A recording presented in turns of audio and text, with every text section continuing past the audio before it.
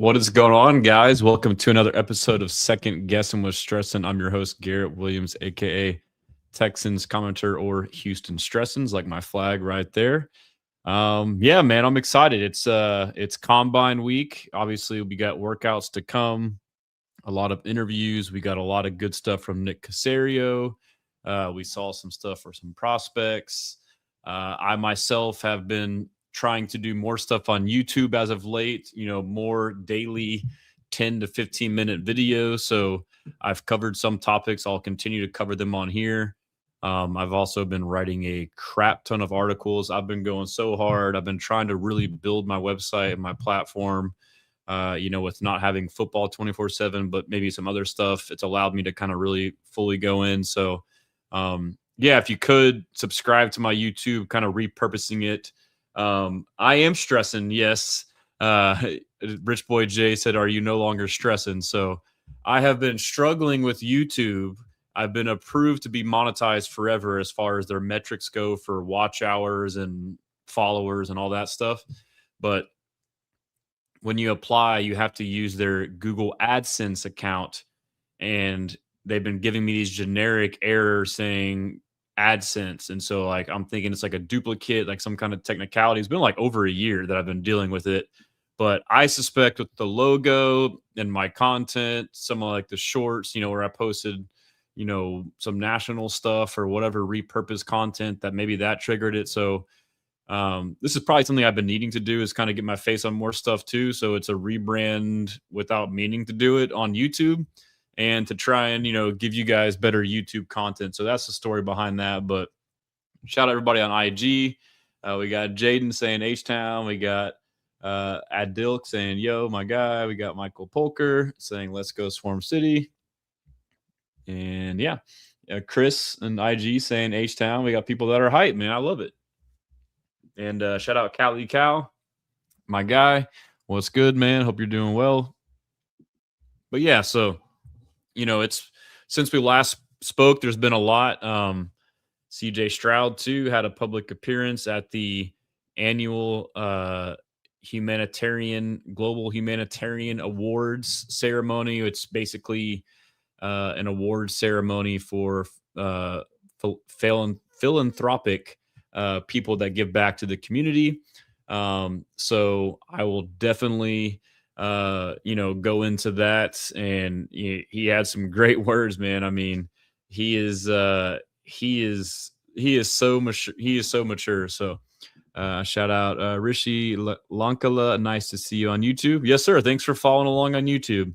As far as comments go, obviously I have my Instagram to the left. I may go back to the other service to where I can start to get TikTok involved again. So if you're a TikTok person, but as far as like, if you want comments, that I can just do this right here, populate on the screen. You would have to be on X, YouTube, or Facebook to do so. I would prefer YouTube if you want to comment, but however you do it is just fine. And, quick reminder, I'm bad about this stuff, but if you can, subscribe or follow on all platforms. It's either at Texans Commenter or at Houston Stressans. And as well, my website, I have been going ham on my website. I've been writing so many articles. Some are just kind of, basic news ones, just trying to get it going there, as well as in-depth analytical pieces. Those are my favorite, with the offseason, diving into different option scenarios, which we can get into. But also, too, on Spotify and Apple, there's just so much. I know it's a lot, and I probably spam the hell out of you. And this is hilarious. So, like, I didn't even realize, I just changed my YouTube and I didn't think much of it, but it's probably tripping a lot of you people out on YouTube. So, yes, that is my name, Garret Williams. You spelled it wrong, though. It's only one T. But appreciate you guys. Brandon says you see a vision for a Popovich O-line. Yeah, I do. I mean, I think there's options. HD Traveler, evening, everyone. What's going on, HD? My guy Peyton. So what's going on? Because I've been offline for a week and haven't caught up with anything. I got you, bro. Stay tuned in. But yeah, so I don't know where's a good place to start. I mean, I like to go to my timeline and go through everything, but man, let's just go to the timeline, right? I mean, kind of a good way to do it. Let me get some windows arranged here so I can do just that, and we can kind of go with the flow and do our normal back and forth. So let's see here. And yeah, if you haven't subscribed to my free newsletter, I've sent out 2 this week. Again, plenty of content. Maybe I'll start real quick with just like to show y'all what I've been doing on the site, bro. It's been going crazy. And shout out Texans Takeover. Oh, I made a cap calculator.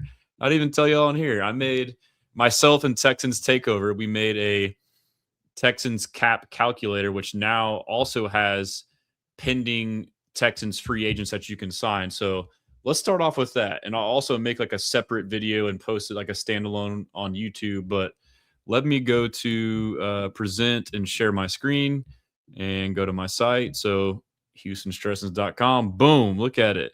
Look at that beautiful site. I'm going to take these comments off here. There we go. All right. So right here in the top right, you can subscribe to my newsletter. It's free.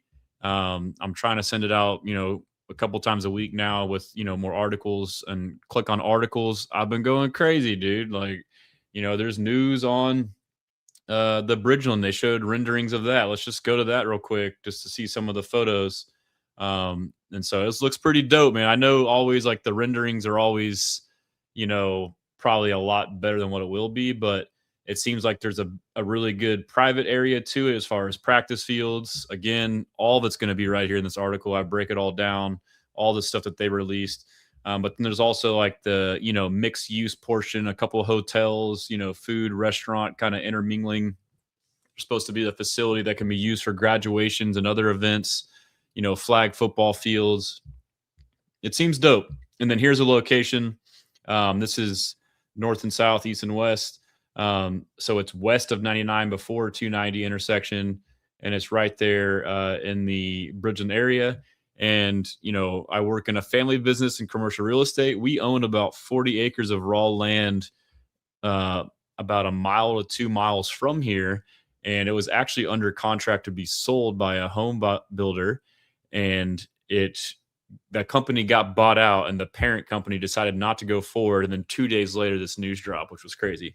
But yeah, to get back to it, articles, I got one on the Bridgeland deal.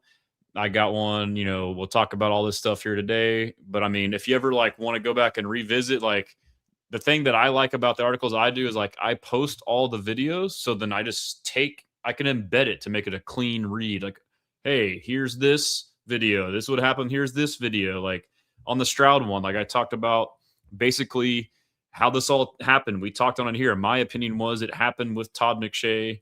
Let's start here. Maybe this is a good way to go about the news, just going through my articles now. So I think we showed it on here, but we'll just do it again. So this is February 16th. Was this when I posted it? What is today's date? Today's the 15th.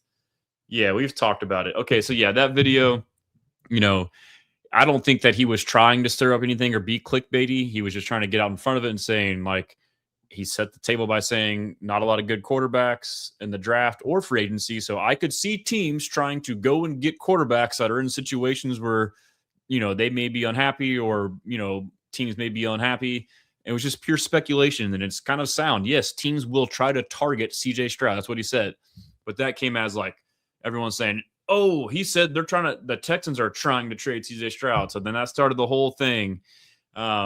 And then you got, people like Willie Colon. We talked about this, trade him for Kyler Murray, and Kyler Murray would make the Texans an instant contender. And then, Ryan Fitzpatrick has made several videos about trade CJ Stroud. Like, I understand the logic to a degree as far as draft picks. But then come the combine here, Nick Caserio shut it down right away. He was asked about it. That's his full interview. So I have like his full interview embedded in this article here. Quotes. But yeah, here's the tweet. Rattle even a little bit, like you mentioned the stock market, we go down even a point. He's our quarterback. Like, he ain't going anywhere. We have a lot of confidence, a lot of belief. I mean, I'd say the philosophy that D'Amico and I have, we're going to support our players and do everything we can to kind of help them. And this league's about ups and downs. I mean, nothing's perfect. I mean, there was no team that was undefeated unless I missed something this year. So that's not going to happen. By and large, you're probably going to lose 5 or 6 games. Going to be some margin on either side. You're going to have some good plays. You're going to have some bad plays. You're going to have some good games. You're going to have some bad games. Okay, how do you bounce back? How do you handle that? So it's just, I mean, this league is a one game at a time proposition, and how you handle it, every situation, ultimately is going to determine your success and your longevity. So no loss. I mean, look, the stock market's been going down for 5 days. So everybody's. So first he's like, no, chill out. And then, stock market was mentioned earlier. So the reporter led off with the stock market, like at the end of his question, threw in stock market, but like in a weird way, didn't really relate to the question, but it's part of it. So this is on his mind. So then he mentioned stock market. I mean, look, the stock market's been going down for 5 days. So everybody's probably panic selling. So, really what you're doing is you're investing more. So, but anyways. So me reading between the lines is saying like, I can buy low on Stroud. Like everyone's down on him. I could get a deal on extension. That's the first thing I said. Like I said, the one silver lining about this is you have flexibility with the contract with Stroud, either to have, ability to say, let's defer and do 50-year option and play it out. But I think you should sign him now. Obviously they have to be willing to agree, but like potentially get him at a discount. Like, hey bro, like we can give you one to this year right now, but it's not going to be what we thought it would have been if you would have played up to what we thought. So that's part of it. We have a lot of confidence in CJ. We got a lot of confidence in our players, and I'm glad he's our quarterback. Go ahead. Yeah, so that's the first how it happened. And I go through the whole chronological order. I mentioned, like, basically what I'm saying is right here. So if you kind of want to rehash some of the stuff, if you're a reader. And I guess before that, he was asked by the local media. I don't think that video by Aaron actually shows it, but, he was asked about it, and he called it moronic. And so, the full video is right here on Aaron's. It's on the roster and in free. Yeah, so he got the whole video there. And then he later went on and talked to Ian Rappaport. And, here I'll fast forward to the part. Ourselves in a better situation. Ultimately didn't play well enough. And, the season's going to leadership. Put ourselves in a position where we had an opportunity. So it'll come up in a second here. There to even put ourselves in a better situation. Ultimately didn't play well enough, and the season's going to end for basically. And I'll get to the comments just after that. But overall, did a lot of good things. Got a lot of production from a lot of different players. Made a lot of progress. Suggestion that he would be traded, which Let's see if we can here we go. Improve and build on some of the things that we've done. You were talking before we got on air about CJ, the suggestion that he would be traded, which I don't know where that came from, but I appreciate you. That's what you have two guys doing the media, so I don't know where it all comes from. Yeah. CJ was quoted as basically saying that he's not thankful is the wrong word, but he appreciates the struggles that he had because it gave him some time to reflect and focus in. What do you see his focus being this offseason for how to? And that's from what I alluded to earlier, the awards, which I read an article on, and we can go through and watch that as well, just that way. How to get things right. Yeah, I mean, honestly, just have a good offseason. Kind of reflect on what happened during the course of the season, but ultimately is move on and move forward. I think sometimes we all internalize things when they don't go well, but I think honestly, sometimes we learn the most when things aren't at their best. I mean, this league is about, you're going to have to deal with challenges, you're going to have to deal with adversity. All of us in life are going to have to deal with things that don't go the way that, we expect them to go. So if you learn from them, that's the most important thing. So he's a good kid, got a good heart, and honestly, he's only 24 years old, so he's still a young People forget he's 24. Player forever. And he's played a lot of football. So I think if we can learn and just focus on improvement and just having a good off season, can't ask for anything more than that. You have a couple. Yeah, so that's a full video there, but I mean, that's relative to the rumors. So, I mean, thank you, Nick Caserio, is my reaction. Like, finally put this crap to bed. Like, I get people wanting to trade him, but like, he's not being shopped, bro. And then people can still think they're like, oh, well, of course they're not going to say that. Like, dude, like that was pretty, when people get asked that question, they can kind of dismiss to leave it open. Like, he very adamantly multiple times said no. And then later he even went on to with Vandermeer and Harris and, echoed the same message. So let me get back to some comments here. Let's see here. Let me get to all the homies in the chat over here on YouTube. And then did you hear the rumors that the Texans are interested in Cade Mays? I did. I don't know about that reporter, Tony Pauline. I've been trying to be better about sharing things that I don't trust or believe. I've heard some things potentially, and I don't know him personally, but I try not to, just share everything I see. And so I heard that it would make sense, but I don't know if that is like a legit, the way it was worded too. Like, having a meeting with so-and-so. Like, a lot of this stuff is tough, is like, it seems like speculation. And if it is like that, I try and like notate like, hey, this is not a fact. HT Traveler, change your name on YouTube. I sure did. In the life of Colby, I got the notification, was like, who the hell is Garrett? But he's talking about the Texans. So let's see. Hey, yeah, I guess I didn't even think about that. Maybe people will be thrown for a loop, but yeah, spread the good word for me. Rich Boy J, does this mean that open camps will be happening there as well? It's right around the corner for me. Yeah, I would assume that they would. I mean, it would be their practice facility, is my understanding. He's talking about Bridgeland, and HG says looks like it'd be awesome. It should be. Oh, and Rishi is a Bridgeland resident. I'm excited. Write down 99 for me. Hey, bro, Alpha Aaron from HT Traveler. Yes, Murray would be a downgrade. Yeah, Nick is he's slick with the words. F. Austin says exactly what he said. Seems like the absolute personality of the team. Trading CJ, even logistically, just seems like a bad idea. Yeah, dude. I mean, and would you have, I mean, if you were feeling bad about him, you wouldn't have kept him in those games and let him fight through that. And you wouldn't have, they've been consistent the whole time. Like, right after the game against New England, D'Amico's asked all these tough questions. Like, no, he's our guy, and he's getting a bunch of shit for it. All the players standing by him. Like, you don't do all that and then just do it all for none. Like, you would kind of, if it was that bad, it would kind of lead that way. So, Dot on X, what's going on, my guy? We got Kevo MC on Facebook, clear as day. Dismissed that bad narrative fans pushed. Yeah, so I was very pleased to do that. STW Lino says, I want Joe to stay in Houston. I do too, man. I have an article on that, which we'll get to. I also did a video on YouTube kind of talking about it. V Ryan is down to top 10 pick. That's tough. I know position's a factor, but he's a very good player. I'll say that. I mean, I don't know exactly where he'll go. Anish Mago on IG. I want to know everyone you think we will get. I don't know if now is the time. I'll kind of like say some names here and there, but let's just continue going through. So yeah, my guy Texans Takeover also wrote his first article on my site.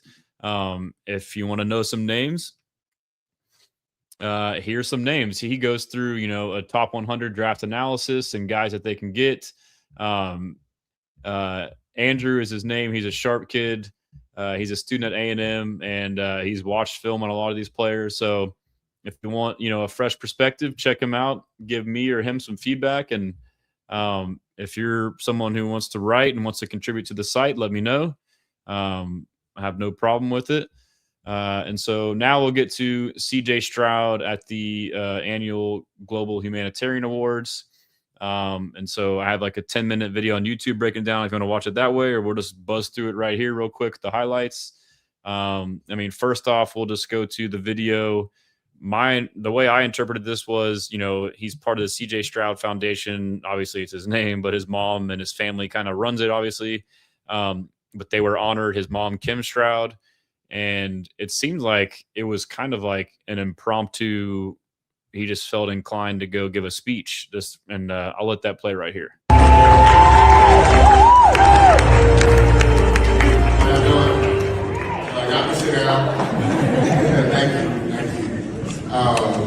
I wasn't prepared. I came here to congratulate just my mother, but also our foundation, the work we put in. But something was on my heart when I was sitting down, and I just want to talk real quick about suffering.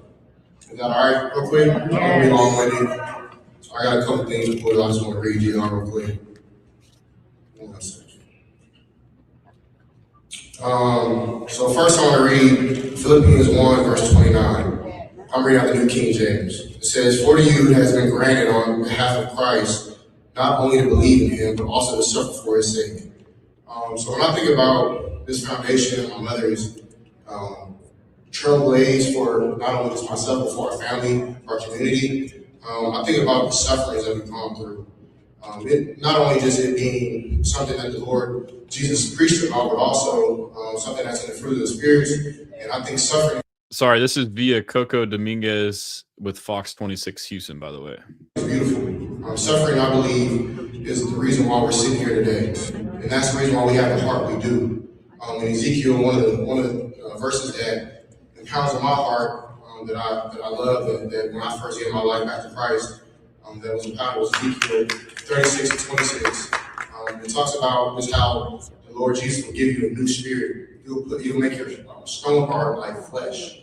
And I believe suffering does that to us. Suffering, the people who have lost people to cancer, the people who have parents who have been incarcerated, the people who have gone through whatever this life goes through.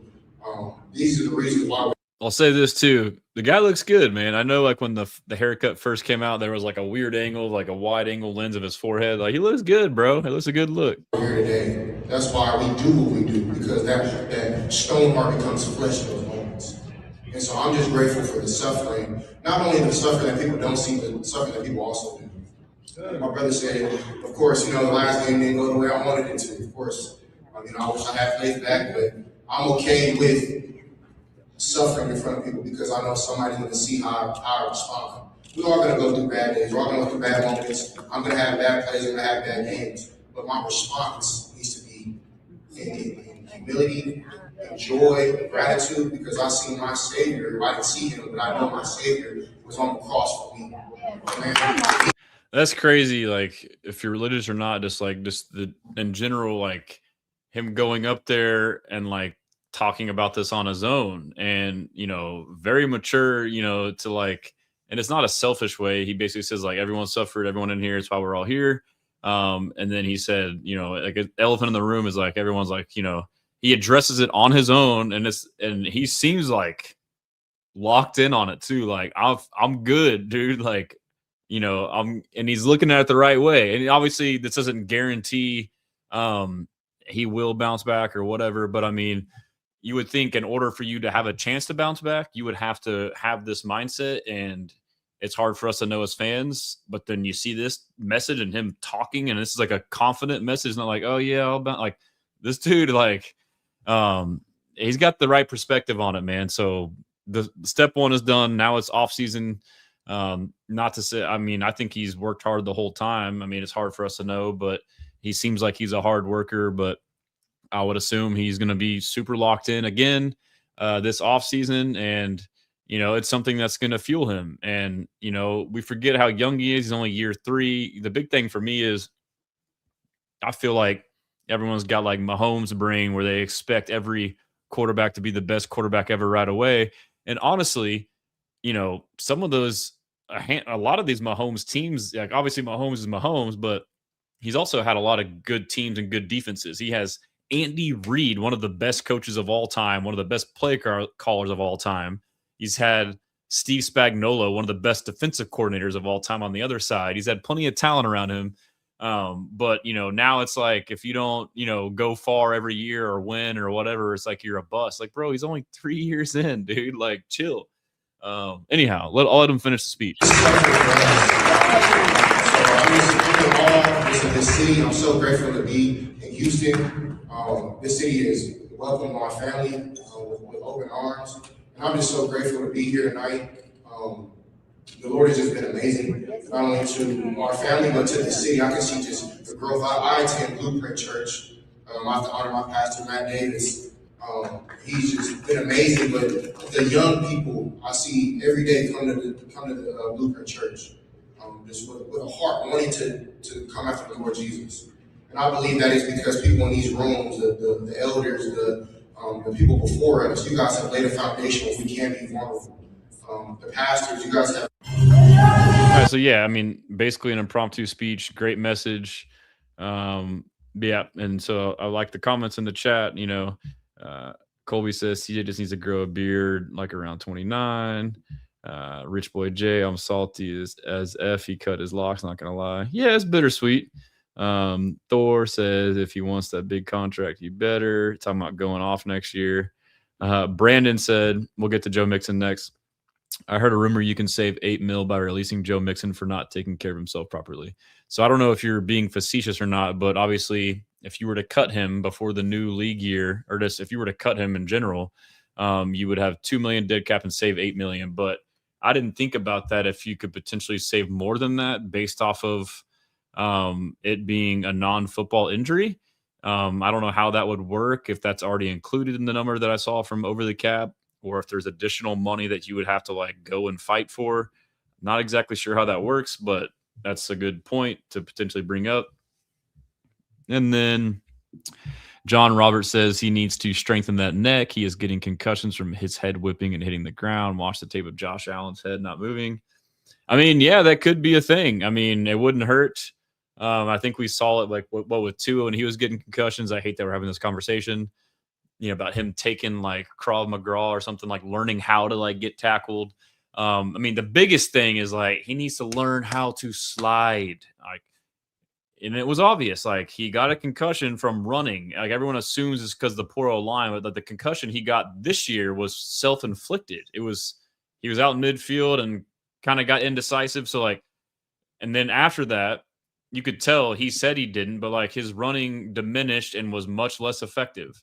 Like you could tell he wasn't just running freely, but a lot of the stuff is just indecision, whether it's indecision to make the quick pass, the first guy open, the check down, the indecision on when to run, the indecision on when to slide, when to get out of bounds. Like make a decision and do it fast, quick, full speed. And even on some of these, like if you decide I'm going to run and try and run this guy over, you have much less of a chance of getting concussion than sitting there waiting, slide, and then hit, So he just needs to be work on being decisive in the running game, sliding with his legs when he's running. So AD says, I just hope he bounces back. I agree. I think he will.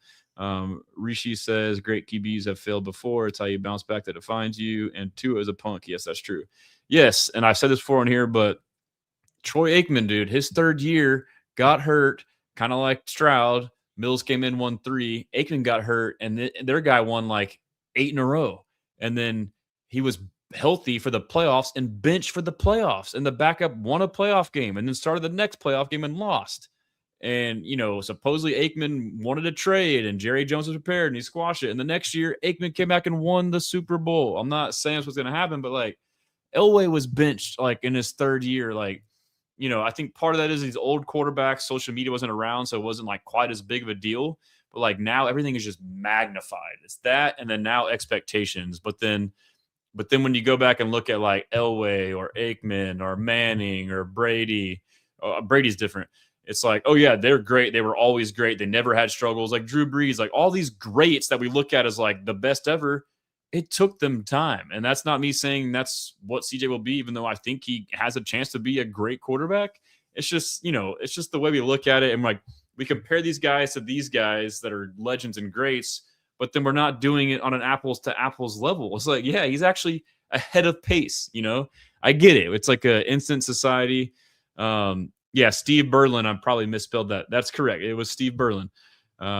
And then he doesn't need to be another David Carr with no freaking O-line. I agree. I mean, we need an O-line. I mean, that's not and I was fighting for the O-line all year and saying it's not as bad as people think, which it wasn't. And it was masked by scheme mostly, ball out quick. Okay, great. That's the first step. But if you look at the advancement, they look at stats like pressure rate, which I've become pressure rate's cool, but you have PFF and then you have Next Gen who count pressures differently. Like one will have like 9 and one will have like 20. And so for an edge rusher, it can be different. Or for an offensive line, it's like, oh, they were great here and terrible there. Like, well, which one was it?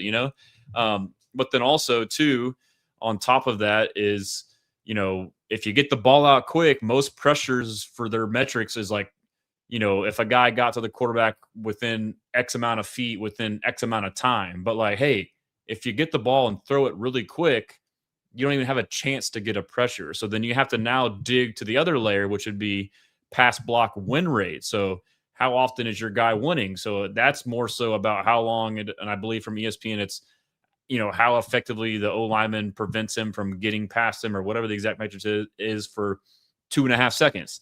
And so, sometimes it can be the inverse where an O-line is actually really good, like the Ravens to an extent, like Linderbaum. Everyone, we all want him to be a Texan, and then like lists are going around about pressure rates or pressures, and he's one of the highest, but he has a high pressure rate, but a really good pass block win rate. The Texans have a low pressure rate, but a really bad pass block win rate. And so Texans is like that because they get the ball out quick. They're getting beat, but the ball's out quick. Scheme is masking it. Ravens, they block well for long, but Lamar is holding on to the ball. His time to throw is for forever, so you can only block for so long. So now the O-lineman's winning, but they can only win for so long. But then now the raw numbers suggest they suck. So it's like context matters in these. There almost needs to be a stat that combines the two. That would be crazy. How has no one thought of that? I think I might make it. A stat that combines and you find like a formula that can really give you like a true reading on that. That's a genius idea. Anyhow, so pass protection's got better, but run blocking that's the other thing too. Is like when we talk about O-line, we always think pass protection, and like Caserio came up and was defending the O-line, kind of snarky about it. Like I get it, sticking up for your players and your team and your coaches, but like we also know, like bro, like it wasn't as good, like as the numbers indicate. Like pressure rate, sacks were low. But then we also, when we think O-line, it's like all pass. Like no, like run blocking is a major part of this. And if you can get run blocking down and run the ball, it only makes everything else easier. Like shorter down and distances. Now you can run play action. Now your quarterback's not having to throw every play like he was against New England. You're not averaging 1 yard per carry. You are one-dimensional. They can now go too high, only have 4 down linemen, bring no blitzers, and just sit back and drop 8, 7 or 8. Sometimes, with 3 down linemen, drop 8 sometimes. But point is, like, if there's no run game, like, it's impossible, bro. Like, if you can't run against a light box, you're screwed. So, yes, great point. And then Brandon says, we watched them unable to convert 1 yard out from the goal line in 4 tries. That's where the criticism for the O-line comes. Yes, which in hindsight, obviously it happened against the Bucs and the Bucs. So if you look at the Texans season last year, we've talked about it here all the time. Our interior O-line is a major weakness, especially in the run game. And all the games we lost, majority of them were against really good, all of the best interior defensive lines. So early on when we played Seattle, 1, we didn't realize how good they were, and 2, how good that defense, and 3, how good that interior defensive line was. We saw it in the Super Bowl and all the rest of the year. But that game we had 5, 6, 7 chances on the goal line or short yardage to make plays, and we just thought we sucked, which is obviously true. But they were also really good. And coincidentally, all these games, Seahawks, Broncos, Buccaneers were pretty good as well on the defensive interior. Rams, Patriots, those are all like the top 5 interior defensive lines. Bucks you can maybe take out of there potentially, but that's a bad matchup for us. And all those games we struggled in short yardage. We struggled, for the most part, running the ball. And I think coincidentally too, in most of those games, we didn't have Trent Brown, which meant that Titus was now on the outside, and that meant Patterson was on the inside. He may have done okay pass blocking, but not great run blocking. And you got Jake Andrews, and Ed Ingram was great run blocking, but not great pass blocking. So, that's just part of it. But another interview from CJ Stroud at these awards. This is him with 97.9 The Box when asked about lessons from his mother. What's one big lesson your mama taught you?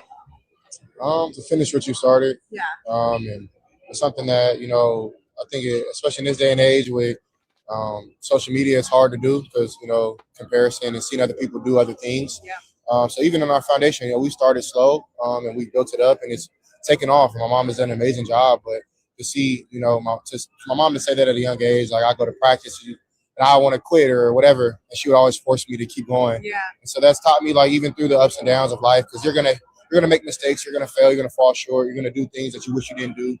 Everybody has a past, everybody has sin in their life, but when you can push past that and work with God in that, God changes your heart and you have a better character. So that's kind of some things my mom has taught me with other things, but to have a mom like she has been in my life has been amazing, and very grateful for her and my father and my siblings. My siblings are here today, and we're just very grateful to just have family. I almost didn't recognize you that here. He's so mature, bro. I mean, like, golly, dude. He talks like he's like 40, it's crazy.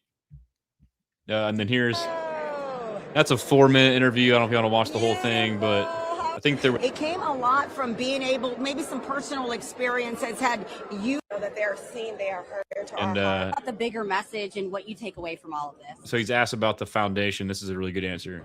For us, the biggest message is always, how Christ loves us. We want to give the same type of love away. So that's our foundation. And, like my mother said, there's a lot of people feel unheard in life. And for a while, we were those people. And God has came and he's tremendously worked on our character, worked on us as people to be able to have these type of influences and this type of resources to be able to handle them and steward them the right way. Because truly, they're not ours, they're God's. And so we're just trying to steward the resources, steward the platform the right way. And, we're still learning as time goes on, but that's really our foundation. That's our core. That's what we're here for, to help others. Because at the end of the day, this life is fleeting. You have ups and downs in life, but I think when your foundation is set on God, and what can really rock you. So, that's kind of what we stand for. Another great answer, wise beyond his years. So, it was great to see that with him there. So, back to the site, we got articles. We also got a troll in the chat. Shout out Clifton. What team are you a fan of? He's got the whole AFC South just terrible. So, that is L Rage Bait. Yeah. Hopefully the Texans, schedule start trickling out some of the international games. So far, so good. No international games. Obviously it's cool as a fan to want to go, but for your team to win, going to London is not ideal. Another thing too mentioned today, I guess I can go to the timeline in a minute for that one, but Joe Mixon, we talked about it. So news on Joe Mixon on the combine. Caserio says, I think he had surgery sometime this offseason, which is you think? What do you mean you think, bro? Again, I made a video. If you want to watch a 10-minute video to dive in detail, which I'll probably do here anyways. But here's that video. Talk to Joe and his representative. So honestly, it's day to day. So we've had conversations, trying to get a little bit more information. I think he had a surgery here this offseason, some capacity. So he has to think about. I think he had a surgery here. Come on, dude. Is it really that bad? I think that a lot of this is protecting the player, and I get it. But at a certain point, it's all right, dude. But still, I'll let him finish. So, trying to get some follow after that. So again, I've said this multiple times. I'm not trying to be evasive. It's a moving target, so we'll kind of see what the availability is going to be, what the prognosis is for the season, and then ultimately try to figure out what makes sense for everybody involved. When did y'all know about the possibility of Joe missing some time? We knew it's probably last spring to the summer. Probably a chance he's going to miss a period of time. Honestly, Landry, I don't think we knew the extent of how long it was going to be. It was touch and go, so there was.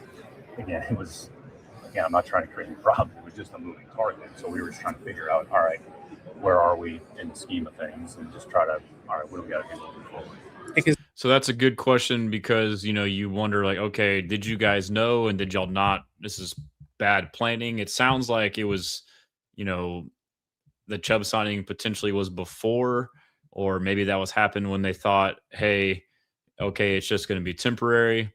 I really genuinely think that they're telling the truth in the sense it is a random fluke thing, as annoying as it is.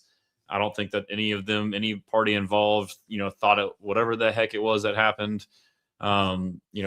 He has dismissed all these crazy, conspiracies about gunshots. Essentially he didn't directly say that, but he said he didn't go skydiving. Sounds like maybe a botched surgery or something. Who knows? We'll see. But regardless, that was a good answer to know. Okay, it wasn't, it wasn't like they had an idea. And I believe this part of it being a fluky deal. And then here's another good question coming up. Is there a timetable for when you'd like to have clarity on him because of the contract and heading into March 11th? Yeah, I think there's a lot of things between now and, start of the league year, or maybe right around the league year, just try to figure out for planning whatever the result is. So, whether it's Joe or other players in a similar category. We've got, 25-ish or 20-something players that are going to be free agents. So all those conversations are pretty fluid.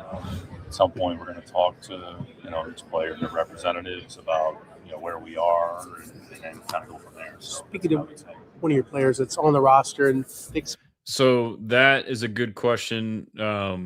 It's good to know that they're basically planning as if he won't be there, which we'll get to later in this article. The news that Aaron Wilson reported after, but it is good to know that that they need to know, like, okay, if you're not healthy by this date, we have to make moves to go and now replace you in free agency. So, in my opinion, Joe Mixon is freaking awesome, and so I know a lot of people have been frustrated with the deal, and I get it, and I kind of have too. But like, I'm not sitting here saying cut him because I don't know anything about it. I'm also, kind of whatever, believer, delusional. Like, oh, I think he'll be fine. Like, maybe he'll be fine. But like, if you get him back and he can play this year and is 80% or so of his normal self, we need that. So, but basically, his playmaking ability we severely missed as far as cutting it back. Last year run blocking was terrible, but he was just making the play work. Maybe Woody can do that. Maybe we've all talked about, maybe there's part of the fact that Woody's a rookie and didn't want to, quite, go against coaching. Whereas Mixon's a playmaker. It's innate. He's also a proven veteran. But yeah, we'll finish it up here. People call this the silly season. There's lots of speculation. And then there recently was some about CJ Stroud. How do you guys feel about CJ as your quarterback? So that was the CJ part. We'll listen to that because we get to hear it. And do you call that unfounded when people speculate about a trade involving your QB1? It's moronic. Like, we're not trading the guy. He's our quarterback. So he's going to be playing quarterback for the Houston Texans in 2026. So anything beyond that, I mean, again, like that's your world. You guys can speculate on that, but we're not trading CJ. Because of the good job, Nick. So yeah. But then later, I guess that was the same video here. Later on, did I show Aaron's tweets? So Aaron said shortly after that, he reported the surgery and that he expected the Texans to explore high-end free agent running back market per NFL sources. And then later he added that Nick Caserio discloses the surgery and that Texans are expected to ultimately part ways with Mixon per league sources and release him from his 3-year, $27 million contract. That to me is crazy because we've all thought it could happen. I haven't really decided to think in my brain until I heard something. Aaron Wilson, pretty credible source in the know. And so, that would mean that he's not healthy, which if this were to be the case, like, I would want him to be a Texan, but if he's not healthy, we also can't we can't afford to, take any chances. So that's the way it's going. So then you kind of pivot, like, okay, like, now what's the move? I mean, it sounds like he's going to be gone. It sounds like he's not ready and we're willing to spend money. The top free agent, now you go to the free agent market. The top free agents are Breece Hall, who we all want, but then now their GM from the Jets says, and it was reported days before this, and then at the combine he reinforced it, like they're trying to get an extension done, and if they don't by the certain date for the deadline for the tags, they'll probably do a franchise or the transition tag. So like they're trying to keep him long term. So he's pretty much out of the picture. Maybe you trade for him, probably not. They would have traded him last year. And then, the fact that they didn't trade him last year means that they think highly of him. And then Javonte Williams was a guy that I had pretty high in that board, maybe top 3. I thought he's very underrated, always been great. Started out, wasn't getting the ball, coming off injuries. And then in Dallas had a great year, and you can argue, okay, maybe that's O-line, but I mean, I thought he had the juice and looked like his old self. He got signed, X amount of days ago for 3 years, $24 million. To me, that's a steal of a deal, but kind of gives you an idea of the market. Running back market still doesn't seem to be very high if that's the case. So then you'll go to the next targets would be Travis Etienne, who I would be down for in free agency. Obviously, Kenneth Walker is number one, Super Bowl MVP. So if you get Kenneth Walker, I'm game, bro. Get Kenneth Walker. I know he's in Seattle. It's more zone, but hey, you know what? When Jawar Jordan played this year, Caley adapted and ran more zone for him. But I also think that you can do that with Kenneth Walker, but he can also run the inside stuff, the inside zone and duo too. I know people are worried about his injuries, and people said, well, he only did good when Charbonnet, basically helped him with the carries, and then later he did good. But no, I think that Kenneth Walker I've always thought he's very underrated. And like this run that he went on, I was like, yes, I'm not surprised, dude. Like this is the exact, like he is very good, very underrated. But then next up for me would be Travis Etienne. I think all these guys are like underrated in my opinion. I would be happy with that. And then Rico Dowdle, I'm not really sold on quite as much. I wouldn't be happy with that. Same with Tyler Algier, like that as a movie, bro. Like if you're gonna do that, I would rather go in the draft. But like Etienne, Walker, and now you have Woody. That's like a legit 1-2 punch, bro. And like you can lean on how the Seahawks did with Charbonnet and Walker all year. 15, 10 carries, some kind of split of 30 carries a game, some kind of split. Basic, hopefully even if not, one guy's a little bit better, he gets a little bit more. But yeah, so let me go back to some comments real quick while we're rolling. Yep, Caserio. What's up, Dime, my guy? I want to write an article of like Caserio saying, because I listen to all this stuff and he says a lot of stuff at the same time or all the time. And it's hilarious to me. And then Thor said Mixon needs to take a pay cut if he wants to stay. He'll be 30 this year, says Dime. Austin says Caserio is funny. He has no real loyalty to the media. Feel like one day he's going to say, I'm only here so I don't get fined. I agree. And I think we might make it out more than what it is. But like sometimes you hear answers like, is he saying things intentionally to try and put stuff out there? Like it's got to be tough, dude. Like I will give him his props. Like he is available to media, like Super Bowl, media row there. He's like interview. Like he'll talk to anyone and everyone, dude. Like he's on shows all the time. Jim Rome, he's on Pat McAfee. Like he is very accessible. Even here, like he talked to 3 or 4 different, times throughout the day. Touch points. That's one of his things. We had 3 or 4 touch points where Caserio was, speaking at the combine. But and people like get upset when you don't spill information, but then you also don't expect them to spill information because then now you're screwing yourself over. So it's tough. But I think he does kind of, if you talk enough, you kind of do give away info a little bit here and there. And I would like to think I'm probably just, thinking I'm more than what I am. But like, I feel like I've studied him so much that I can kind of pick up on things. But, the thing is, he's all about, and I've learned to appreciate his style. He is very process oriented. I am not. I could use it. I'm just kind of like boom, boom, boom, boom. He's like, nope, this is what it is. Let's just go by it. Don't be crazy and emotional. Like, don't get this guy because you need him. That kind of stuff, which maybe could use a blend of that. But he's very pragmatic. And, it can be annoying too in the sense that like everything they do is short term but long term. And it's all about flexibility and optionality. Like the case in point is the offensive line. I know we hate like all these guys can play different positions. Well, that gives us all these, different options. So, but with that being said, like that being their approach, it's hard to predict him. Like he kind of has like a tendency on like approaches he's done, but like you can't predict what he's going to do because he doesn't know what he's going to do. And this is good. Like, so he is like the level-headed, like, but I've criticized him for this too. And it can be at times where he always takes the best value. Sometimes you got to take a swing, which I think he has. Obviously, the Will Anderson Jr. trade, Stephon Diggs trade, and it hasn't always worked out. But we'll see. I mean, I basically did a Caserio there and had a big word salad about his word salad. But yeah, so Mixon was great in 24, but being out for a season, that's a good point too. He's been out for a year too, on top of being injured. That would be tough too. Like, well, I mean, anybody going out for a year that late, Rich Boy, they made so many splash moves in the offseason before 2024. And the only one that has panned out long-term is Danielle Hunter. That is true. And, hey, I guess it's tough. Jay Lee, bro, I was like, who the F is Garret Williams? Sorry, guys.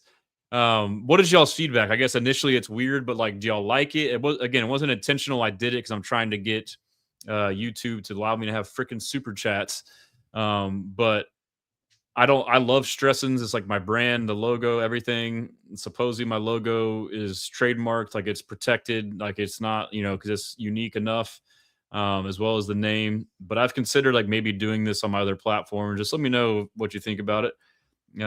Rishi says, ideally we address interior line of free agency and running back in the draft. Yep. And Algier would be a great fit. I mean, that doesn't move me, bro. Like I get it. And Dowdle doesn't move me either, dude. I hear what people say about him, but like, bro, Dowdle, like, I know he's had, dude, Rico Dowdle, dude. That'll do. He had 3 games last year. He went off. The rest of the year, he's kind of like, nah, man. I mean, and so the draft. Well, then let me finish the convo here. Or actually, I'll finish the comments. Rishi, Kenneth Walker is a very tough runner. I think he pairs really well with Woody Marks. I would agree with that. Colby says, I like Travis, but he's kind of small. Woody, I want a bell cow. Yeah, so ideally, if we want to be an inside running team, you get a big physical MFer, dude. And unfortunately, none of these guys are big bruisers. But as I'll get into in a second, there's the secondary trade market, which we know Caserio likes to do as well, which I'll be getting into. Yeah, that's about market being high, but Wilson reported we're going to be competing the top end of the market. Yeah, Woody and Woody Walker. That's to be a good little tandem. Woody Marks is James White. Then we need a Garret Blunt. Yes, I love that. I love that analogy. Thing is, we try to make Woody Marks a Garret Blunt last year, and we never used him correctly.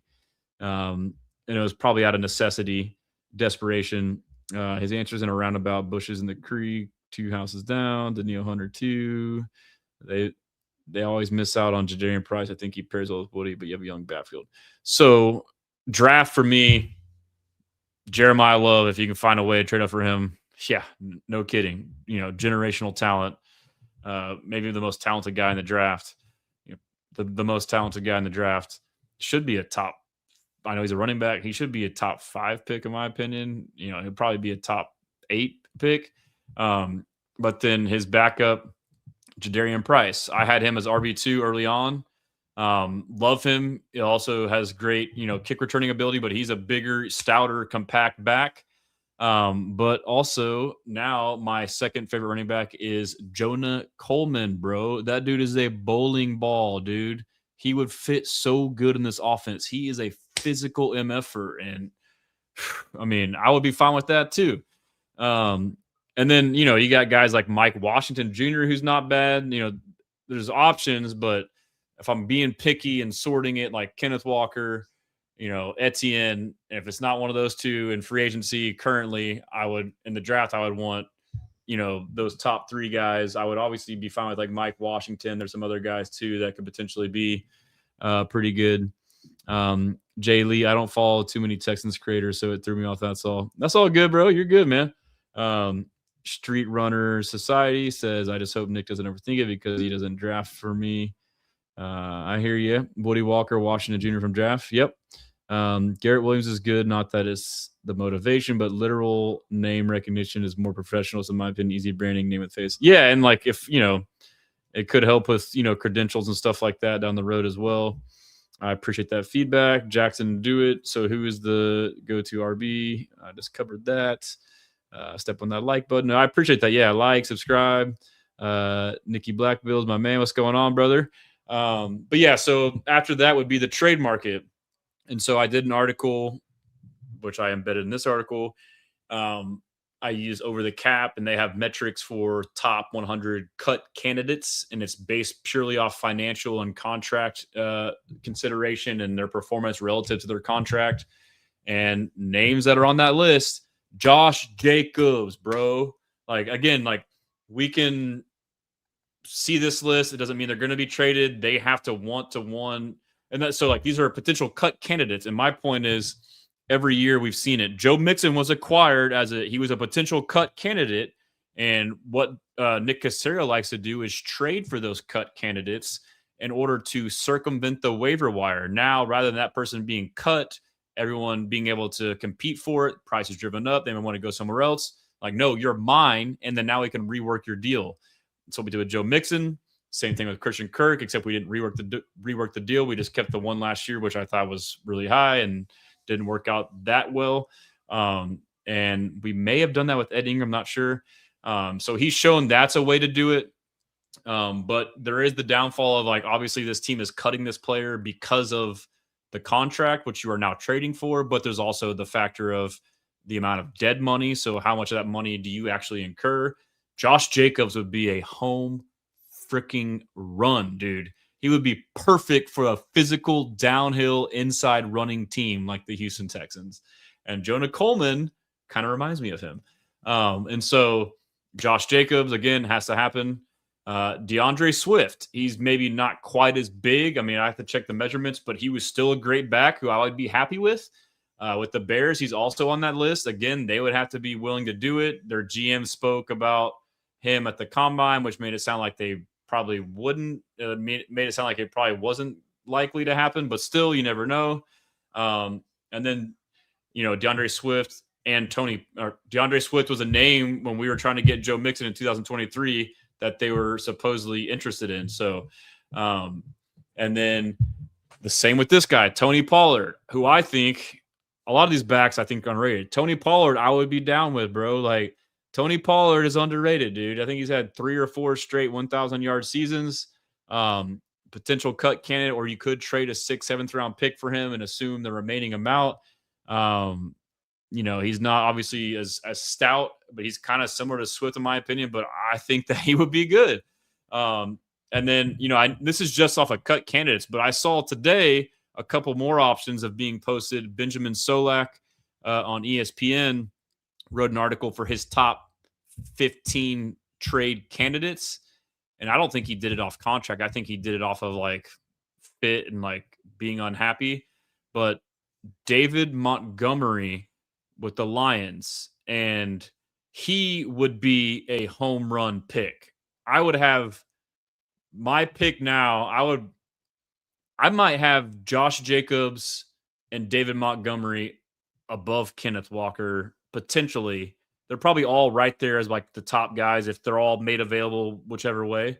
But Jacobs and Montgomery would absolutely fit the inside running, bigger, physical downhill back. And then, Walker could be that as well. But I mean, dude, so there's options. I know it like, and Caserio, when he talked with Ian Rappaport in that interview, he's like, and he was kind of playing along. He's like, oh, it's a fun time of the year. You never know what I'm going to do. Stay tuned, But I mean, that is true, dude. Like, he doesn't even know. He could do something crazy. And then, so there's options there. Montgomery would be a KO. Facts, dude. Like, get David Montgomery would be so good, dude. Golly, you have to get him. Jacobs, for sure. Pollard, no, sir. I hear you. No, Tony, bro. Why do y'all hate Tony Pollard so much? I mean, he would be like in the second tier. I mentioned the first tier. Again, these guys aren't available, but Jacobs, Montgomery, and Walker. And then I would probably have just below that Etienne. And then just below that, I'd have Swift/Pollard. And that's a decent amount of names there. So, I'm sorry. Yes, the other one. No, Montgomery was not listed on that list by Ben Solak. I am sorry. That was just a separate thing that I saw, and there's been reports, and he was the one with the GM, Brad Holmes from the Lions, saying, like, I don't know, he's got to want to be here. And so, what does this say? Not as big as you check the measurements, LOL, you Lyle Garrett. Yeah, dude, I mean, I'm deep. Not like, but pause. I think you're taking it the wrong way. But yes, that's who Ben Solak said number 2. Devon Achane. Achane, yes. He's okay. He would be more like Walker in the sense that he's not like the perfect inside running fit, but he's electric, dude. I mean, he's still a great back. Same logic would apply to me as far as Walker, who can probably be a better inside runner, but like we could adapt to the offense around Achane. You would adjust to him. He is a freaking stud, dude. He is a home run hitter. Vision, speed, one cut. Yes, that's the other name. So, I mean, there's options. And the Dolphins are supposedly in a rebuild mode. They're freaking fire selling, offloading everything. That would probably cost you a 2nd round pick potentially plus something else, but I'd be game for that. So, Pollard's not top tier. I didn't say, yeah, exactly. So, I mean, people are saying they want freaking Tyler Algier and Rico Dowdle over Tony Pollard.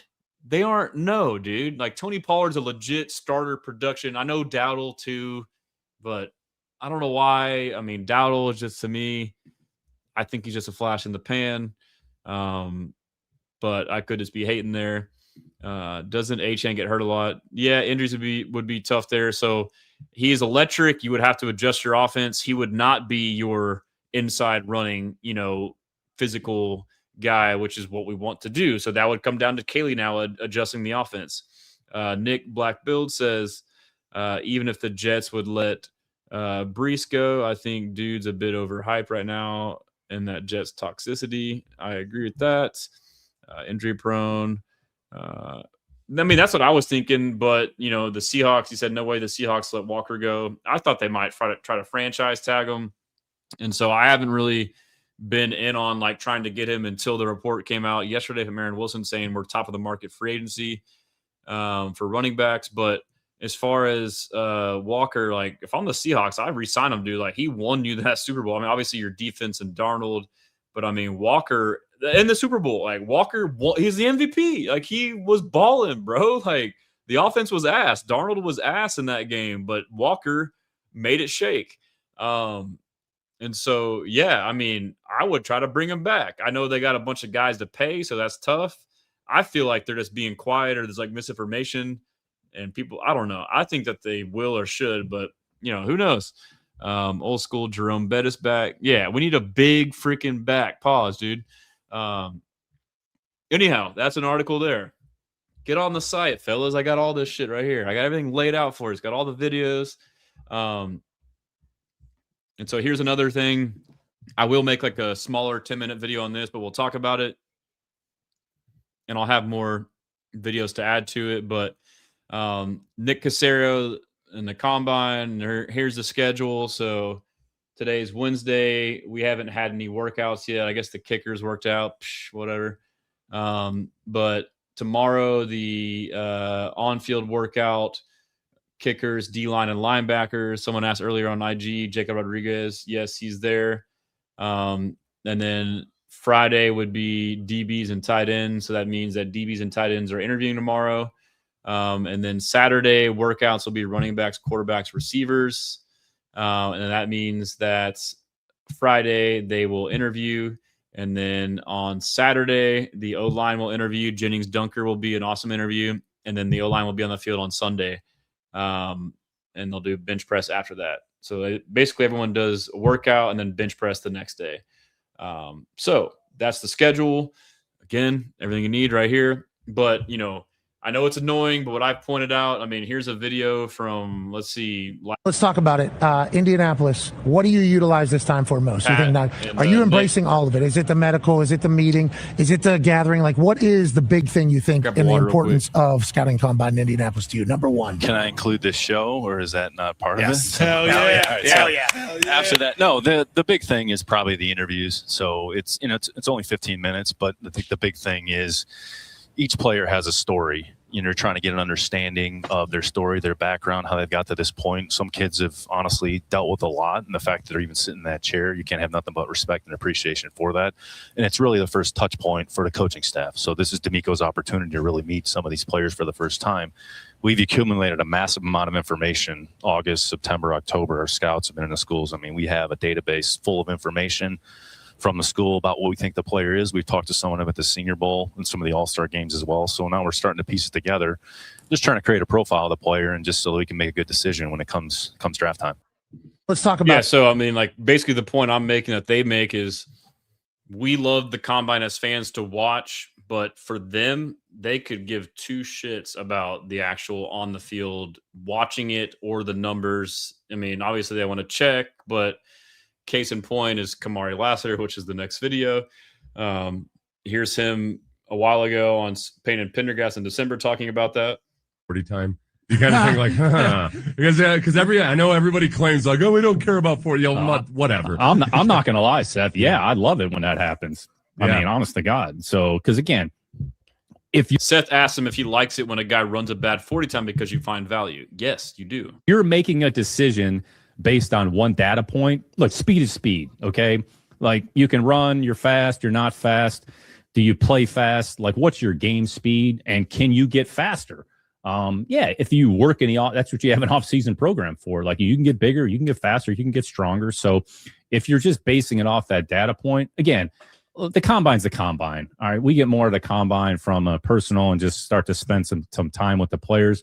Honestly, what they do on the field is what they do on the field. Like, I know the NFL Network's got to, have 6 days of coverage and everybody's got to talk about it. But in the end, it doesn't really make any iota of a difference. But the time's the time. Yeah. We get the information. If the guy runs slow, he runs slow. Like, maybe there was some mitigating circumstance why he ran slow. So again, we're not trying to have like a slow team. Like, we're trying to build a team with good football players. Right. So, I mean, you got to balance everything off. But I mean, if the guy runs slow, it's like, all right, But great. there's a Maybe part- he gets discounted a little bit. Right. Yeah. So then we'll go to the combine this week. I mean, I wrote this before the combine, and he basically said the same stuff again at the combine. But and so like basically what I'm saying is like, why, like, if you have a favorite prospect, you almost want them to be underwhelming in their testing relative to their film, to have them drop to be a better value, because then that's when Caserio might take them. Unless it's like actually bad and they're actually bad, then it's like, okay, well, maybe there's a bad prospect. But that's a way to find value. Kamari Lassiter dropped, to pick 42, I believe, second round, because he was a 4.65 and he really runs like a 4.5. He's obviously nowhere near that. And then, for them, this is about, we know Swarm, character, teammate, hard worker, good person, whatever. Like, you're not going to be a character concern. That's what they get the most out of this. Like, they're meeting with guys all day, every day, 7 to 11 every night. And D'Amico and Caserio are there. Some teams like the Rams and now the Jaguars don't do that. That's where I was like, I don't know if that's smart or not. Like, obviously other people meet with them, but like, if you're hiring someone to work for you, wouldn't you want to know who they are as a person instead of being worried about being biased by the person? Like, well, like, the film is the film, but they have to fit in your building. And so that's what they get out of it. And that's what's tough as us as fans to try and find fits, is like, we don't really know. We can kind of see interviews. We should almost be scouting interviews of all these guys and seeing if they're a swarm or not, really, which I might do. So there's that there. Someone mentioned the Nebraska running back, Emmett Johnson. Yeah, he might be nice. Curdy says that. Gainwell, I am out on Gainwell, dude. Why would we get Gainwell? We're not doing mid. If we're going to get a running back, we're going to get a damn good running back. We're not going to get some mid shit. Sorry. He's a receiving back, and we don't. And so you want to make Woody, like, he's a good back, but we don't need Gainwell. I'm going to stop that. Thor, I'd hire Jacob Rodriguez for sure. Yep, he seems like he would be swarm. Anyhow, kind of kicking along. And so, I got some more in-depth pieces. Texans pending free agents, ones that I would sign, re-sign, how we can create cap. But guess what, dude? If you go to the site right here at the top, if you haven't seen it, my boy, me and Texans Takeover, we made a cap calculator. I know y'all have seen some other ones do it, but, I've seen like the stick to the GM model. But like, to me, I couldn't do it because I felt like the numbers were off. Maybe they've been updated. But like, every time I went on there to try and like start to clear cap, like, the numbers I saw from there as opposed to over the cap were not right. And so, we spent hours on this, figuring out over the cap's numbers, how they're calculated, and putting in formulas to do it precise. So we have like a basic mode, and you can get super advanced on here. And our goal is to start adding other free agents and then also the draft. So it will be, I'm not trying to rip off the other guy's deal, but I'm trying to make it super specific to the Texans where it can be more accurate, I guess is what I'm trying to say. But come on here and check it out. I mean, we got the current cap. You can go to manage players. You got your kind of, it also is like to give you a good idea of how it works. I learned a lot myself, writing articles and then, building this out. And you kind of like, in doing this, like, I gained a whole new appreciation for Nick Caserio. Like, the way he manages the cap is pretty damn good. And this is the whole 2-year deals, the whole void years, but not too many, deferring money later, the restructuring, which is what that is. And so, I mean, maybe I can do like a separate video. Obviously, Texans cap is the guy, has a series and all that. So, anyhow, some of the things that I think we should do. I think Daniil Hunter should be extended. I wrote it in an article too, if you want to check it out. And you can go to, if you just want a simple restructure, the numbers automatic, or max restructure, numbers automatic. If you want to do an extension, it's automatic. Obviously, cuts on there, which you don't want to cut him. or you can go to advanced adjustments, which would now let you go to if you go to simple restructure, you can actually do the percentage that you want to convert if you want to get real nerdy with it. Same with max, you can do the same thing. Extension, if you go to the advanced and then extension, you can do a projected extension. You type in the number, and I think that he should get paid. I think he should get a 2-year deal, and I think that he should get $36 million a year. So that would be 72 million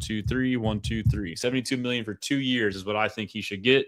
And then it'll give you the savings. So depending on the type of deal, it'll change the savings. So now it's 9.3 as opposed to if you just do the max restructure, which not every restructure will be a max restructure. That means you're going to so a max restructure means you're going to a restructure.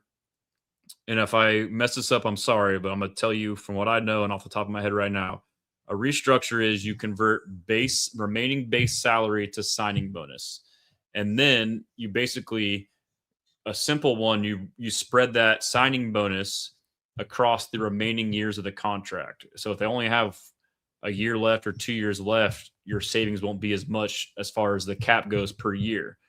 But a max would be if there's not you can go up to 5 years.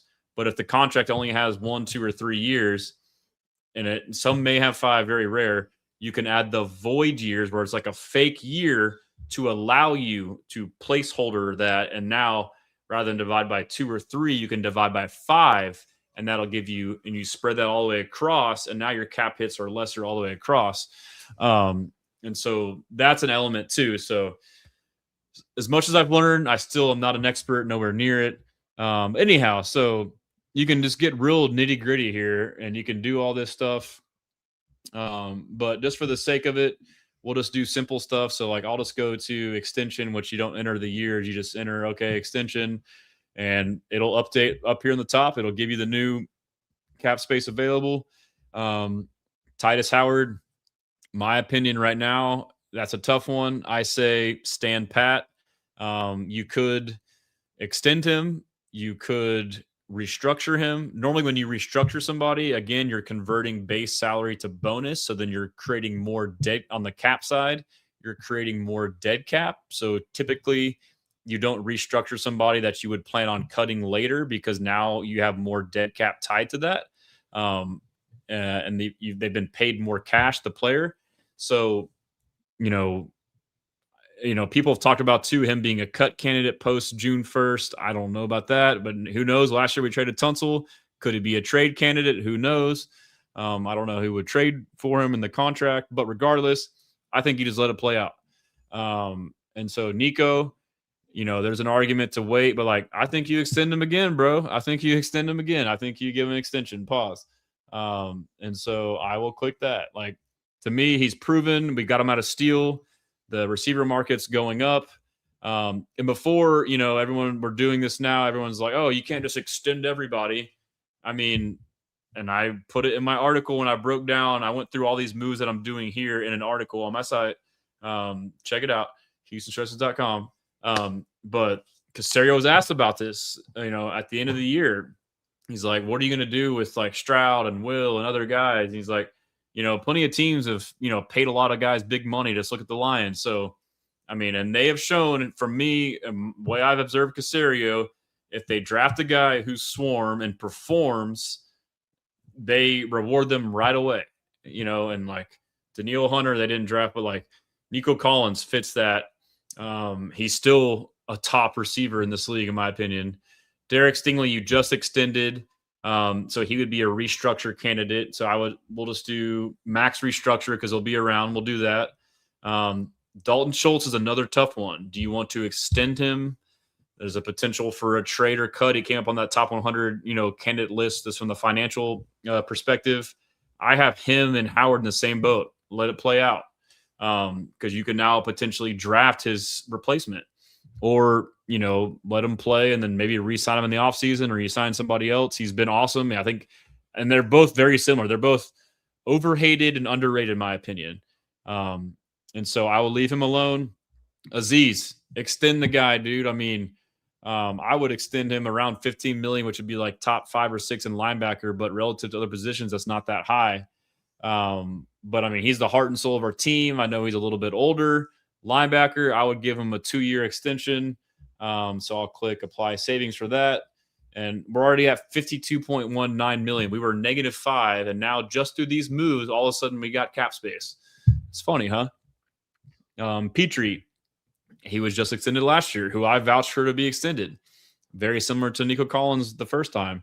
So he would be eligible for a restructure. We'll just do I guess we'll do max, not much of a difference.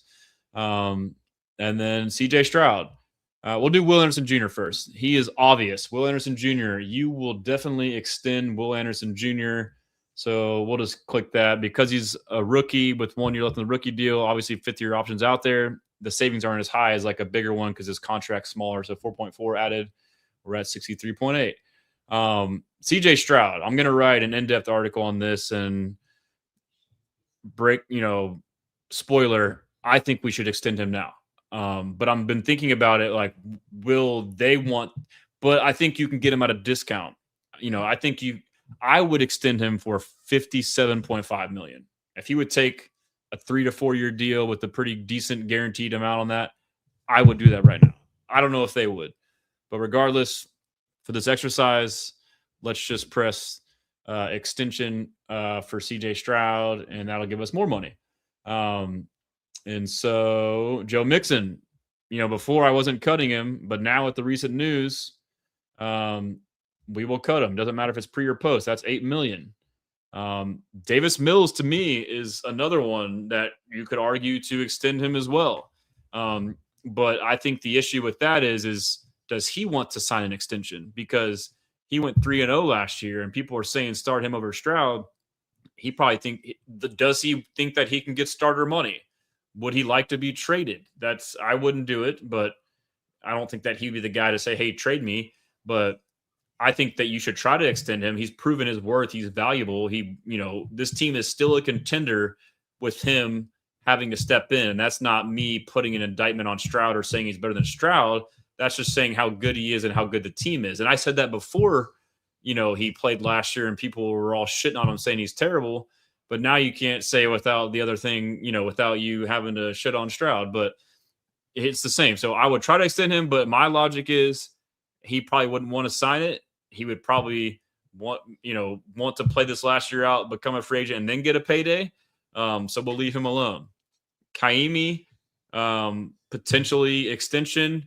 I would extend Kaimi. But normally, from my research, most specialists let their contracts go to the last year and then you re-sign them once, but Kaimi, elite kickers, I would extend them in advance when you still have a year left on the contract, which is what he has.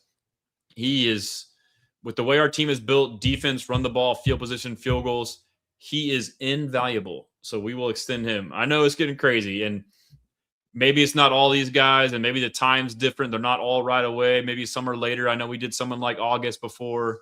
But anyhow, this is just, and you can kind of take from that, like, maybe this is overkill, but at least you can say these are all guys that I would like to consider. I mean, there's a couple more, like I mentioned, Schultz and Howard and Mills, but, not doing it because I can't do everybody. Mario Edwards, he is coming off injury, hasn't played as well. The contract makes a lot of sense to cut, so we will cut him. He's one of our top cut candidates. Tank Dell, 1 year left, leave him alone. Coming off injury, so we'll kind of see how that shakes out. I'm optimistic he'll bounce back and be great. Henry T is a sneaky potential extension, but I think they might extend him, and I think might be a cheap one. But you know what? I am going to leave him alone. And then Jarrett Patterson, potentially he could be cut. I mean, not a bad depth piece, but if we all of a sudden assign some other vets in free agency and draft some guys, he could be expendable. But for now, we'll leave him alone. That's something you can do later. And some of these restructures, you kind of do them as needed. You don't want to go and just do this willy-nilly. So it's kind of like a process. Like, okay, I got this guy. You don't want to just go and do it all and then have to spend the money. You want to kind of do it as you go. And so that's, it's like ever-evolving thing. Hutchinson, last year of his deal, let it play out. I mean, depending on what they do in free agency, I mean, could he be a cut candidate? I don't think so. Jimmy Ward, I believe, is still under contract because he didn't play last year. So from my understanding with that, he would be a cut candidate, and then you have a post June 1st to spread it out. That would give you 2.75. And just going through, I should be the majority of it. The rest are all kind of lower guys, younger guys. So, I mean, we have 82 million. So now we can go to next Texans free agents. Christian Kirk. I wrote an article on this too, if you want to go back and look at it. Let's see here. Christian Kirk. That's a tough one. I mean, he did great late in the year, but I would rather replace him with somebody like Keenan Allen, bro. Keenan Allen would be dope. Veteran slot receiver. 2 years in a row, we've targeted a veteran slot receiver. Traded for Stephon Diggs. Tried to get Keenan Allen that same year before that. Offered a trade. The Chargers took a lesser trade. I believe we offered a third and the Bears offered a fourth. Took the fourth to keep him out of the conference, supposedly. And so next year, they went and got Christian Kirk, veteran slot receiver. If that theme continues, I would go and get Keenan Allen on the cheap. He signed a 1 year, $3 million deal last year for the Chargers. He is the exact type of slot receiver we need as far as a bigger body. He's not super fast, but he's smart. He's savvy, tough contested catches. To me, Christian Kirk, I thought he would be on the same page in this Caley offense that's like the Patriots, where it's a lot of option routes and reading the defense and being on the same page with the quarterback. He was not in sync a lot of time with Stroud in that. And he's more of a vertical threat from the slot. He's not like a grimy underneath, little converter where you can just throw it to him every time, And so obviously I want Jay Knoll to be that, but maybe he's still developing, or where you do put him in.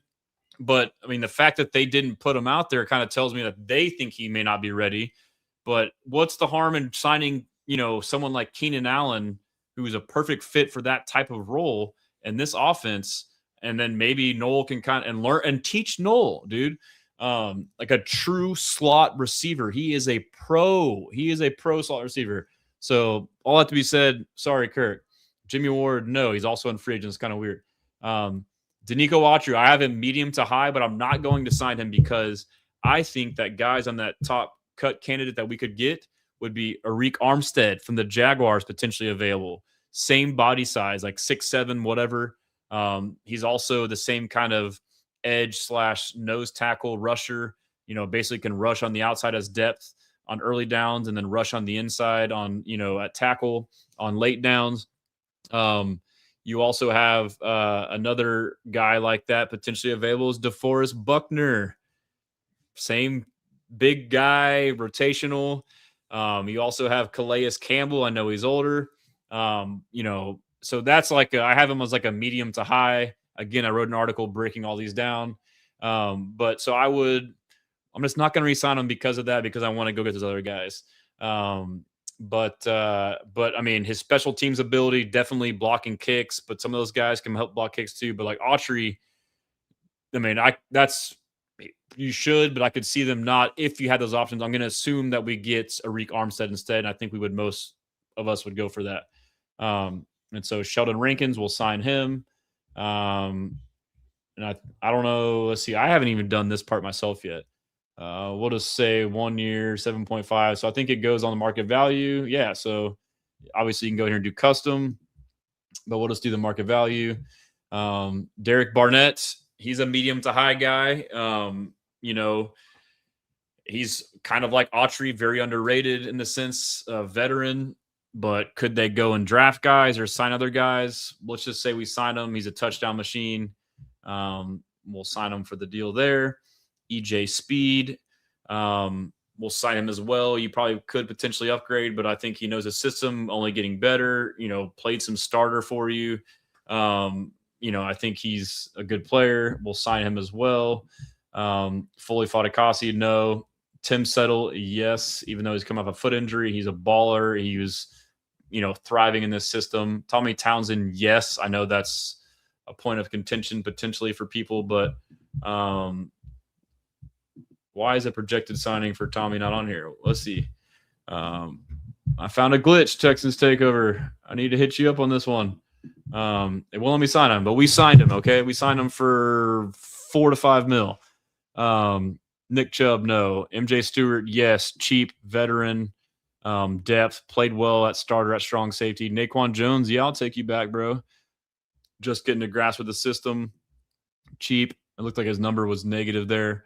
Dare, sure, we'll get you on a cheap $1 million a year deal. I know people don't like Dare, but this is strictly special teams, RB5.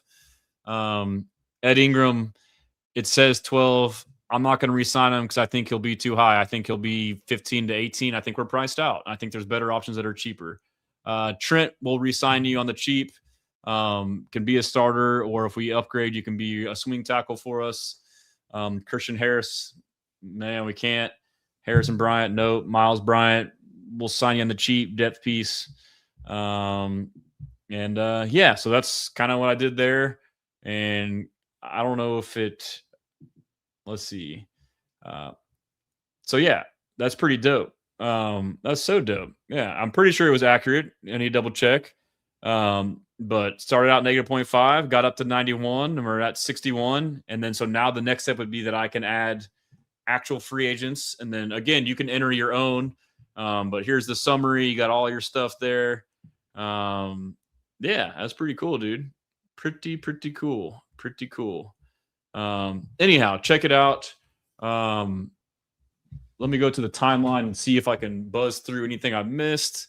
In the meantime, let's just get some comments. And so I also looked at guys that have ties to D'Amico, guys that they've been interested in the past, Armstead, obviously San Francisco. Buckner has been with Indy his whole career. Javon Hargrave is a guy potentially traded. I know his contract kind of sucks, but if he gets cut, he's, he wasn't with D'Amico. But in my article, dude, check it out. There's one right here. It's super in depth, bro. Let's see. If you go to let's go. Where's it at? Where did I build beyond free agency? Beyond free agency, the other ways the Texans will be watching closely. So this one is the one that I go through a bunch of names based off of the over the cap, and I go through fits and I explain why. This player, so they had Kirk on there, Joe Mixon, or I don't know what I'm saying. They had Joe Mixon, Mario Edwards, and Dalton Schultz on the list as potential cut candidates based solely off of financial metrics, essentially. We got videos to support all the logic and the rationale from. But yeah, other running backs would be James Conner is a potential cut candidate. No thanks. Devin Singletary, love you, but no thanks. Aaron Jones, maybe. So we forgot to mention him earlier. But, maybe he's a older, been productive, dual threat, but maybe. Kamara, no thanks. Pollard, we talked about, yes. Jacob Swift. Will Dissly, potential tight end. I would be down for that. Evan Ingram, I don't know if he would be a fit. He's more of a Y, like Schultz, who already got one. Might be too much. Dawson Knox, maybe. He's kind of like a hybrid. Colby Parkinson, yes, can block. Cole Kmet, maybe. Hunter Henry, yes. Hawkinson, maybe. Again. And then, Ryan Kelly, a center. Tyler Biadasz. I don't know how to say his name. I've always seen it. Elton Jenkins, left guard on the Packers, potential cut candidate. Mekhi Becton, potential cut candidate that you could cut, get cut and get or trade for. Big guy, get a flyer on him. This is not even looking at free agency, which I should have done first, but I'll do that in the next week. And then, defensive tackle, Arik Armstead, I mentioned, DeForest Buckner, Calais Campbell. He's actually a free agent. Javon Hargrave, Daron Payne, Grover Stewart, Harrison Phillips, Malik Collins. There's a connection there. He was on the team in 2023. Blake Cashman could be a casualty or trade for. So, with EJ Speed, if you think you can get Blake Cashman for a reasonable deal, then he may not get signed. Darnell Mooney, Demarcus Robinson would make sense, having been with the Rams with Kaylee the 2 prior years. There's all that. Sorry, I'm missing comments. If I miss anything important, let me know. Parkinson is interesting because he's familiar with Kaylee. Yeah, so that's kind of like I went through the list. I went through positions we need, and then I went through like ties. That's exactly right. And I was like, he knows the system. So, I mean, same with DeMarcus Robinson. So, like, I put a lot of thought into it. So if you want to check it out, it's super in-depth. I'm just going to go to my timeline and see if I can fill in the cracks on any important news that I might have missed that you guys might be interested in. And so Cal McNair, evidently with FIFA coming, it's going to make their summer tough. That's a great point. This is via Will Kunkel. Shout out, Will. That's a great point. Yeah. So we're moving a lot of our activities out and trying to plan our way around it, and we'll do our best, and we'll still have the team ready to play. But it'll be a challenge. But we're glad FIFA's here. It's wonderful for the city. We totally embrace it, and we will figure it out. But it's going to be challenging. So team moving to another site for those days, like maybe the gym or the. I don't know that we have all those plans worked out yet. Yeah, we'll figure out. That's hilarious. I mean, I just noticed this now, but like Hannah looked at him and was like, "Don't tell him." Look at this. We have all those plans worked out yet. So team moving to another site for those days, like maybe the gym or the. I don't know that we have all those plans worked out yet. Yeah, we'll figure out somewhere to work out. We will. She wanted to say something like, dude, she's hilarious. But yeah, dude, I'm already blaming a slow start on FIFA. If we have a slow start because we have to move around because of FIFA, I don't care if other teams have it. I'm blaming it on them. Here's a video from Landry via Cody Stutes, and it's from the Georgia punter talking about Kamari Lassiter. Yeah, Kamari's a dog. I'll sell him out here. He puts whipped cream on ice cream, and that just baffles me. And every time I see him, I question it, but he thinks it's the only way to have ice cream. And I definitely question that. I don't know why you put cream on top of ice cream. But, yeah. So psychopath. Give him crap about that. That's terrible, terrible choice. That's hilarious. Yeah. Caleb Banks. Yep, I like Caleb Banks. I would be down for that. Let's see what else we got. Anything good? We'd be scrolling. Just want to make sure we get everything on here. We're almost done. 1:30 or an hour and 30 in. It's funny, dude. Before I came on here, I was like, oh, I'm so tired on the energy. And it's like, boom, Texans, let's go. I got a problem. Yeah, so earlier showed the article about the combine and how the Texans view it. Here is Nick Caserio talking about Kamari. To you as an evaluator, if you're going to see them run later at the pro day, does it matter if they're doing it here? You'll probably get a different answer from everybody. It doesn't matter to me. Honestly, whatever they do here, they do. It doesn't really matter. So eventually you'd like to have a time. Okay, like how relevant is that time? I mean, let's go back to Lassiter how many years ago, right? He ran, what was his time? I don't know, 4.65. I mean, he's not a 4.65. The guy plays 4.5 or below. And he's a football player. He's one of our best players. So if we're so caught up in, well, the guy ran this, okay, well, it's a data point. All right, does it affect their play? If they choose not to do something here, ultimately it's the player's prerogative. So our job is to understand the thought process, the rationale behind why they do or not do something. Okay, and then figure out, all right, does this player fit in our building or not? And then ultimately when they walk in our building, they're all kind of starting from scratch. And so we're going to teach them and train them and provide them the resources that they need to be successful. So whatever they decide to do here, no, I'd say sometimes they listen to the wrong people because they're getting misinformation. So you kind of have to balance that off here a little bit. So our job is to understand it, not to make a judgment about it, and ultimately make a good decision that we feel is in the best interest of our team and organization. So what does matter? I will say this too. I haven't posted this video yet, a clip, but I'll post some more clips. But he also mentioned that he thinks the age thing is overrated. And so I'm like, okay, the older players, Akeem Mesidor is, so one way to find value is guys that test bad and fall in the draft. One way to find value. Another way is guys that fall because of age. And he obviously thinks that's overrated and bullshit. Like if you get Akeem Mesidor and he comes in and plays right away, there's plenty of guys. I kind of had a list of names. Let me see who else. Like Jacob Rodriguez, potentially an older guy. Where did I say that at? Let's see. Put it somewhere. I got my notes. Akeem Mesidor, Romello Height, another edge. He's 24.8. Derek Moore, 23.2. PFF has like the point percentage. Wheatley, a safety from Penn State, 23.9. He's older. Rodriguez, 23.4. So, I mean, Pat Coogan, the center from Indiana, he mentioned him before recently. He just mentioned, the center from Indiana. And then now he mentions his age. Like, is he thinking about Pat Coogan? I mean, because he's someone who's sliding. I'm watching this film. I was like, why is this guy so low? Like, it's because his age. I'm like, well, what the fuck does that matter? He's going to come in and start right away. He's a pro, dude. So anyhow, I'll get to that. Let me kind of keep going. Tank was working out. I don't know if we watched this or not. Looking jacked on the upper body. People were critiquing the lower body. Of course, his legs have always been skinny, and then, coming off an injury. So pretty rough. What else we got? We listened to that. We listened to that. I just want to make sure we didn't miss anything. This is pretty funny. Here's Kamari Lassiter. He posts this on Instagram of him playing football when he was 5, had 3 touchdowns. 12 Blazers. It's the confident call the Stars were hoping for early. Kamari carrying the load straight up the gut. Early touchdown, putting the Stars on top.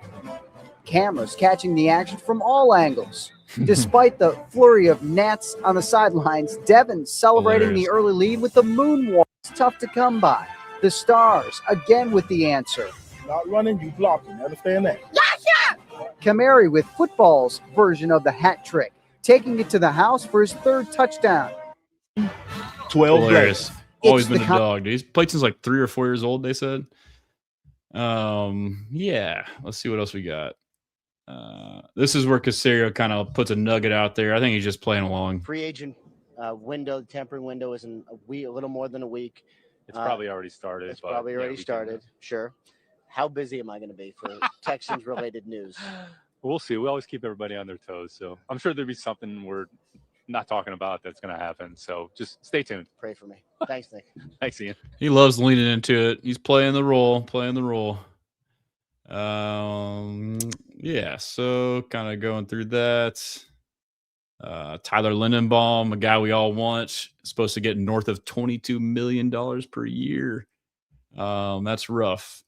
And so I'll play these videos kind of supporting, I think, that Ed Ingram just from these. I already thought this, and I kind of got more of a sense of it from hearing Caserio talk about it. I think you articulated very well. Certainly made some improvements. Probably a little bit better pass protection. Aaron Wilson's run game was a little bit up and down. So if we can improve some areas in the running game, just relative to the overall offensive production, will probably help us. Ed's a free agent. That's probably one of the key guys. I mean, Ed's a free agent, Trent's a free agent. Ed had a really good year. Honestly, had the best year of his career. So, that's a position we're going to probably have to evaluate and kind of see what our options are. Have some players coming back. Played pretty good football. Ariante went in there and, probably played as good as any rookie tackle. So have some good young players, have some veterans in there, and have some guys that are free agents. So we're kind of, working through that process right now. We'll kind of see where we end up. Do you feel like you have to establish where Titus is going to play before you kind of put in a plan, or can you? Let's see. See where we end up. Do you feel like you have to establish where Titus is going to play before you kind of put in a plan, or can you kind of keep it fluid because Titus can play multiple positions? Yeah, in the end, we're trying to figure out, all right, what are our options? Who are the best 5 guys? They might not be here. And then once we kind of get everybody together, which is kind of how that manifests itself this past season. Like last year, we were sitting here, there's kind of a bunch of moving targets, added some players, weren't really sure what it was going to look like. And then eventually it kind of evolved into a core group, if you will. So probably going to take a bit of work to get to a similar point. But overall, I mean, that group has certainly improved. There's some more room for improvement. Cole did a really good job.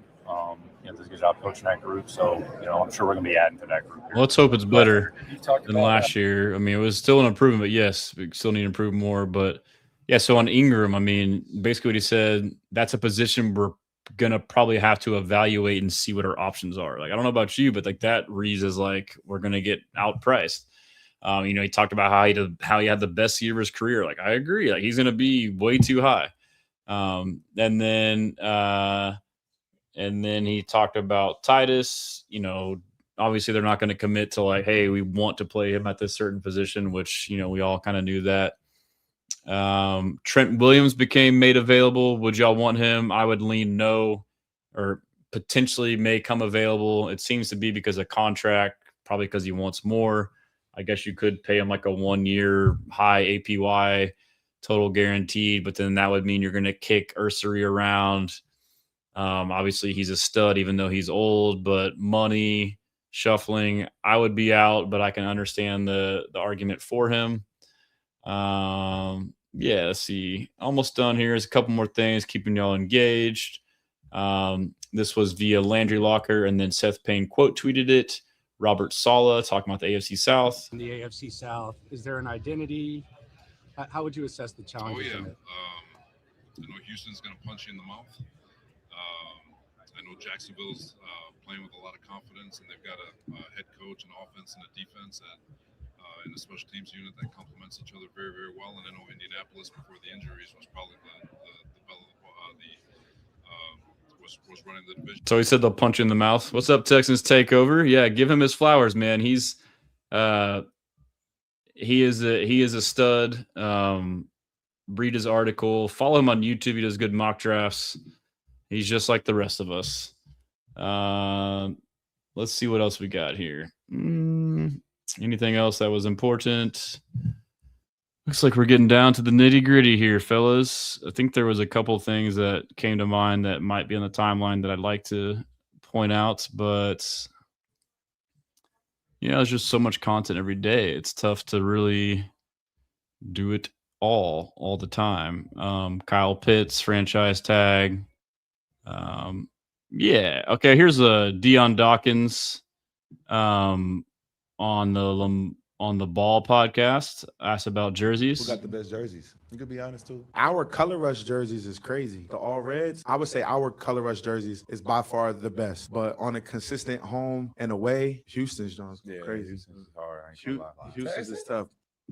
Yes, sir.